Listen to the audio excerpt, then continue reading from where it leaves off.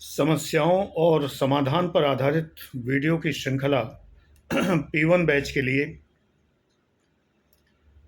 इस समय निःशुल्क प्लेटफॉर्म पर आनंद आईएएस चैनल से ये प्रसारित है। मैं डॉक्टर आनंद प्रदीक्षित, रिटायर्ड असिस्टेंट कमिश्नर कम असिस्टेंट कलेक्टर, 4 बार पीसीएस में सेलेक्टेड और आईएएस के समकक्ष रैंक से रिटायर्ड 22 ईयर्स से पढ़ा रहा हूँ आईएएस पीसीएस एस्पिरेंट्स को।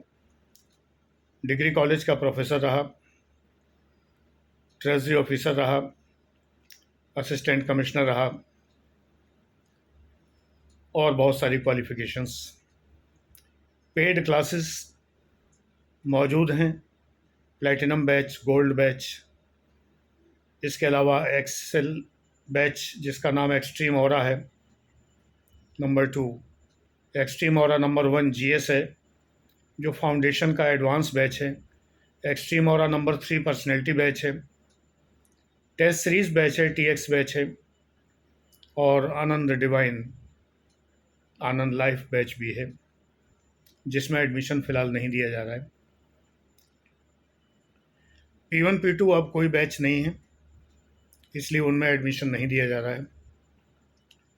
जिन्हें दिया गया है उनके वीडियोस फ्री प्लेटफॉर्म पर अवेलेबल है। समय नष्ट न करते हुए आज की प्रॉब्लम मैं टेकअप कर रहा हूँ। स्मरण रखिए, व्हाट्सएप नंबर 9540497415 9540497415 केवल एडमिशन क्वेरीज़ के लिए है, समस्याएं बताने के लिए नहीं। आपको कुछ भी बताना पूछना है तो यूट्यूब के वीडियो के कमेंट में पूछिए।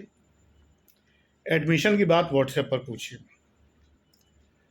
तो आज की समस्या है आलस्य, प्रोक्रेस्टिनेशन। बड़ा ही प्यारा शब्द ढूंढ निकाला है लोगों ने। गुरुजी, प्रोक्रेस्टिनेशन की समस्या है। ऐसा लगता है बहुत बड़ा नेशन है, बहुत बड़ा इनकारनेशन है, अवतार है। सीधे साधे ये कहो कि आलसी हो, आलसी न कह के गुरुजी प्रोक्रेस्टिनेशन की समस्या है। टाल मटोल, टालू मिक्सचर। बेटा, वीडियो देखते रहना, पूरा समस्या का समाधान देता हूँ। बाबाओं और आचार्यों की तरह मझधार में नहीं छोड़ता, समाधान देता हूँ। लेकिन एक कड़वा शब्द है इस समस्या का, वो है मक्कारी। बुरा मत मानना, ज़रूर बुरा लग जाएगा, लेकिन मैं चाहता हूँ कि लगे। अगर बुरा लगेगा तो वो काम दोबारा नहीं करोगे। ये प्रोक्रेस्टिनेशन जैसा सोफिस्टिकेटेड शब्द इस्तेमाल मत करिए, मक्कारी शब्द इस्तेमाल करिए कि गुरुजी मेरे अंदर मक्कारी कूट कूट के भरी हुई है, मैं काम नहीं करना चाहता, मैं टाल मटोल करता हूँ, आलस्य करता हूँ। ये कहिए सीधे शब्दों में। प्रोक्रेस्टिनेशन कहने से तो ऐसा लगता है जैसे बड़ा ही सोफिस्टिकेशन है, इसलिए आप और करते रहते हैं। मक्कार दो तरह के होते हैं। एक वो होते हैं कि जिन्हें कोई काम करने से लाभ भी नज़र आता है, साक्षात एकदम नज़र आता है, इस काम को करने से मुझे फ़ायदा है, फिर भी नहीं करना चाहते। ये सिद्ध मक्कार हैं, प्रूव्ड, यानी कि जो लाइलाज हैं, इनकी मक्कारी का कोई इलाज नहीं है। मैं इनसे मुखातिब नहीं हूँ, मेरे ख्याल से आप लोग वो नहीं हैं। एक वो होते हैं जो कोई काम करने में मक्कारी इसलिए करते हैं क्योंकि उन्हें उस काम का प्रत्यक्ष लाभ नज़र नहीं आता। उन्हें लगता है ये करने से क्या होगा। क्योंकि ये आईएएस पीसीएस एस्पिरेंट्स का चैनल है, तो आईएएस पीसीएस एस्पिरेंट्स की सबसे बड़ी समस्या ये है कि उन्हें अपने ऊपर कभी भरोसा ही नहीं होता। जबकि मैं आप लोगों पर भरोसा करता हूँ और मुझे सदैव उम्मीद रहती है कि आप लोग निकलेंगे और आप लोग सफल होंगे। नहीं तो मैं प्रतिदिन सुबह आके आप लोगों के लिए वीडियो बनाने के लिए बैठ न जाऊं, मैं भी प्रोक्रेस्टिनेशन करता रहूं। अरे P1 P2 बैच है तो क्या हुआ, टाल मटोल करके 15 मिनट का टाइम पास करना कोई कठिन काम थोड़े है। मैं गंभीरतापूर्वक आपकी समस्याएं क्यों टेकअप करता हूं या आपको क्यों पढ़ाता हूं। मुख्य बात यह है कि आप लोगों को अपने ऊपर विश्वास नहीं है, इसलिए जब आप पढ़ते हैं तो आप पढ़ने में टाल मटोल करते हैं, हीला हवाला करते हैं, आलस्य करते हैं, क्योंकि आपको ये विश्वास ही नहीं है कि जो आप पढ़ेंगे उसको पढ़ के आप पास हो जाएंगे। बेटे एग्ज़ाम में 100 क्वेश्चन आते हैं जिनके बल पे आप पास होते हैं। 80 क्वेश्चन क्वालिफाई करने होते हैं, प्रिलिमिनरी की बात कर रहा हूँ। 80 क्वेश्चन का सेकंड पेपर क्वालिफाई करना होता है, 28 क्वेश्चन सही होने चाहिए और 100 क्वेश्चन ये आते हैं, यानी कुल मिला के 180 फैक्ट का एग्ज़ाम है आपका। आप कम से कम 30-40 हज़ार फैक्ट पढ़ते हैं जब, तब ये 180 फैक्ट एग्ज़ाम में मिलते हैं। प्रोबेबिलिटी बहुत कम होती है कि आपने जो पढ़ा है वो मिल जाए। हाँ, जो पढ़ा है वैसा ही मिल जाए, यही बहुत है। यानी जिस तरह का आपने पढ़ा है उसी तरह का प्रश्न आपको मिल जाए तो आप अपना दिमाग प्रयोग करके क्वेश्चन सॉल्व कर लेंगे। तो बेटे जितना ज़्यादा पढ़ेंगे, एक छात्र ने 20,000 क्वेश्चन पढ़े हैं, एक छात्र ने 10,000 क्वेश्चन पढ़े हैं, एक ने 30,000 क्वेश्चन पढ़े हैं, तो एग्ज़ाम में क्वेश्चन आने की प्रोबेबिलिटी किसकी ज़्यादा है? कोई भी बता देगा जिसने प्रोबेबिलिटी थ्योरी नहीं पढ़ी है, वो भी बता देगा कि गुरुजी जिसने 30,000 फैक्ट पढ़े हैं उसकी प्रोबेबिलिटी ज़्यादा है परीक्षा में पास होने की। एक्चुअली यहाँ पर ये बात है सबसे बड़ी कि जो प्रोबेबिलिटी बढ़ाने के लिए आपको और ज़्यादा पढ़ना होता है और आप और कम पढ़ते हैं। इतना पढ़ते हैं तो इतनी प्रोबेबिलिटी है, इतना पढ़ते हैं तो इतनी प्रोबेबिलिटी है, इतना पढ़ते हैं तो इतनी प्रोबेबिलिटी है, और जब इतना पढ़ते हैं तो इतनी प्रोबेबिलिटी है। क्वेश्चन आने की जो संभाव्यता है वो बढ़ती चली जाती है यदि आप ज़्यादा पढ़ते हैं। तो आलस्य किस बात का, कामचोरी किस बात की, मक्कारी किस बात की, टाल मटोल किस बात की? ज़्यादा पढ़िए, ज़्यादा प्रोबेबिलिटी होगी। एक तो अपनी जो कामचोरी है वो इस प्रकार दूर करिए। दूसरा तरीका ये है कि कामचोरी वो लोग करते हैं जिनमें अगले दिन के लिए कोई उत्साह ही नहीं होता रात को कि मैं अगले दिन क्या करूँगा। सोते समय अगले दिन का लक्ष्य निर्धारित होना चाहिए। मैं इतना उत्साहित होता हूँ कि आज का दिन मेरा समाप्त हुआ, अब मैं सोने जा रहा हूँ। मुझे नींद आने में भी ईश्वर की कृपा से कोई समस्या नहीं है, नहीं बुढ़ापे में लोगों को नींद ही नहीं आती। जब चाहता हूँ सो लेता हूँ, दिन में चाहे रात में, जब चाहूँ तब सो लेता हूँ। थोड़ा सोना चाहूँ थोड़ा सो लेता हूँ 10 मिनट के लिए, और अगर पूरी रात सोना चाहूँ तो पूरी रात सो लेता हूँ। सिर्फ इसलिए कि रात को जब मैं सोता हूँ तो बड़ा प्रसन्न सोता हूँ कि आज मैंने जो टारगेट फिक्स किया था वो टारगेट मेरा पूरा हुआ और वो टारगेट पूरा होने के बाद मैं कल के लिए टारगेट निर्धारित करके अब सो रहा हूँ। कल मुझे ये वीडियोस बनाने हैं, कल का मेरा लक्ष्य ये है। मैं अपने नोट्स में लिख लेता हूँ कभी कभी कि जिससे मैं भूल ना जाऊँ कि कल का टॉपिक मेरा ये होगा। तो मेरे लिए लक्ष्य निर्धारित करना मेरा एक पवित्र कर्तव्य है। मैं चश्मा लगाता हूँ तो बीच बीच में ये खिसक जाता है थोड़ा, तो मुझे यूँ करना पड़ता है। एक छात्र ने एक बार पूछा कि गुरुजी आप 2 घड़ियाँ पहनते हैं तो आप दोनों हाथ ऊपर उठाते हैं तो दोनों घड़ियाँ दिखाने के लिए उठाते हैं क्या? बेटा तुम्हें दिखा के मुझे क्या करना है? मेरी आदत है 2 घड़ी पहनने की, एक स्मार्ट वॉच पहनने की और एक साधारण घड़ी पहनने की। हालांकि वो साधारण भी बहुत असाधारण होती है, ब्रांडेड होती है। तो ये मेरी हैबिट है, और तुम्हें दिखा के क्या करना है? तुम ना मेरे बराबर के हो, ना तुमसे मेरा कोई कंपटीशन है। मेरी आदत है दोनों हाथ उठाकर चश्मे को ठीक करना या हाथ घुमाते रहना, क्योंकि मेरे हाथों में दर्द होने लगता है ये। तो मैं यूँ भी करता हूँ कभी कभी, कभी कभी मैं यूँ करता हूँ जिससे मैं थकूँ नहीं। तुम्हें नहीं पता कि जब मैं वीडियो बनाता हूँ तो ये 15-15 मिनट के वीडियोस भी जो है मैं कई बार 6-6 वीडियो बना लेता हूँ इकट्ठे। कई बार कुछ दिन मैं विश्राम करता हूँ, नहीं बनाता हूँ एक साथ इकट्ठे। जिस दिन मूड हुआ तो कब 8 वीडियो 10 वीडियो बना डालूँ। इसके अलावा और भी टेस्ट सीरीज़ बैच की वीडियो भी बनाता हूँ, तो थक जाता हूँ बैठे बैठे बनाते हुए वीडियोस।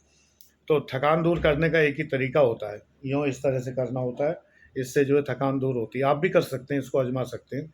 एक तरीका ये होता है, आप यूँ करके इसको जो है मस्तक को दबा सकते हैं अपने आप, तो वो भी आप कर सकते हैं। और दूसरा तरीका ये होता है मस्तक पर यूँ यूँ यूँ ये भी आप कर सकते हैं। ये परमहंस योगानंद जी की दी हुई टेक्निक्स हैं, जिनको मैं बीच बीच में इस्तेमाल करता रहता हूँ। घड़ियाँ दिखाने की मुझे कोई ज़रूरत नहीं है, अब बंधी हुई हैं तो वो देखी ही जाती हैं, ये बात अलग है। अब सर हिलाऊंगा तो चश्मा दिखेगा ही, बैठूंगा सामने तो चश्मा नज़र ही आएगा।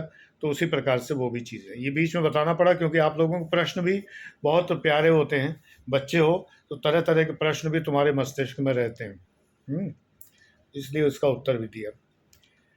अब दूसरी बात यह है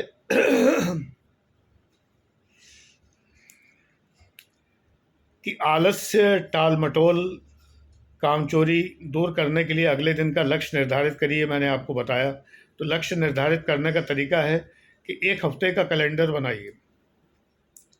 एक हफ्ते का कैलेंडर बना के तय करिए कि आपको प्रतिदिन क्या क्या करना है। अगले दिन का लक्ष्य निर्धारित कर लीजिए, आज के लक्ष्य को टिक कर दीजिए कि आपने आज का काम पूरा कर लिया है। दूसरी बात यह है, अगर आप थोड़े क्रिएटिव हैं, कविता या शेर व शायरी लिखते हैं, तो प्रतिदिन का लक्ष्य निर्धारित करिए कि अपना लिखना शुरू करेंगे। देखिए, पढ़ाई लिखाई के बिना नहीं है। आईएएस पीसीएस के लिए पढ़ना जो है वही पढ़ना है जितना आप लिखते हैं। अगर आप लिखते नहीं हैं तो पढ़ाई व्यर्थ है, वो कचरे में जाती है। तो लिखिए, जो भी पढ़िए वो लिखिए। तो अगले दिन जैसे सुबह उठे, लिखना शुरू किया, तो सबसे पहले आप अपनी रची हुई एक कविता लिख दीजिए। तो अगर आप रात को सोते हैं तो एक कविता सोच के सोइए। एक कविता का वादा है, अपने आप से वादा करके सोइए कि एक छोटी सी 4 लाइन की पंक्तियाँ सिर्फ आप जो है, या एक आदर्श वाक्य, या एक प्रतीक वाक्य, या एक अच्छा सुंदर सा सेंटेंस आप जो है अपने लिए कल लिखेंगे। सोच लीजिए, एक दिन पहले ही उठते ही लिख डालिए। ये नहीं है कि उठते ही आपने टाइम गंवा दिया। सोने के पहले सोचिए, सोचने के बाद उसको लिख लीजिए, अगले दिन उसको अपने नोटबुक में लिख के तब आगे बढ़िए। इसी प्रकार अपने रूम की डेकोरेशन चेंज करनी है। खराश हो रही है थोड़ी। अपने रूम की डेकोरेशन अगर चेंज करनी है तो रात को विचार बना लीजिए। मैं रात को विचार बनाता हूँ रूम की डेकोरेशन चेंज करने का, उसके पर्दे चेंज करने का, या पर्दों को इधर का उधर करने का, या टेबल की डेकोरेशन चेंज करने का। मेरे पास चेंज करने के लिए चूँकि बहुत है, इतना सारा सामान है कि मैं चेंज करूँ तो साल भर करता रहूँ, वो प्रतिदिन करूँ, इतना अभी आपके पास नहीं होगा। कोई बात नहीं है, जितना है उतने को ही कायदे से लगा सकते हैं, कायदे से उसको प्रयोग कर सकते हैं। जितना है उतने में काम चलाना सीखिए।